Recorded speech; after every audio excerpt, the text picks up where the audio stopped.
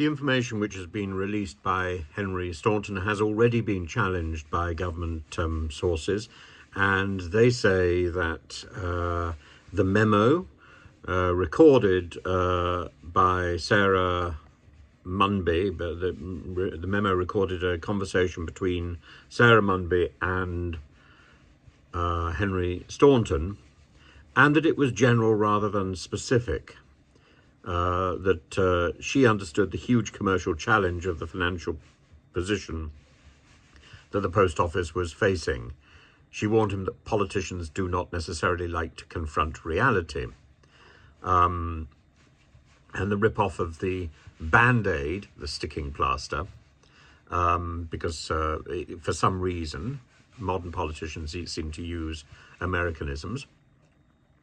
Now was not the time for dealing with long-term issues, the memo had said, and the post office needed a plan to hobble up to the election. Well, the government is now saying that Mr. Staunton's memo doesn't include the word limp. He had said that the government had told him that it didn't want to limp into the election, or that it had to limp into the election. The word was limp anyway, not hobble.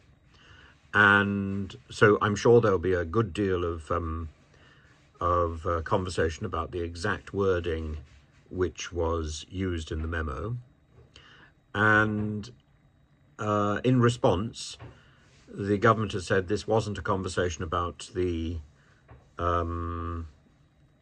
compensation, which was fully funded by the government, not by the post office. Interesting.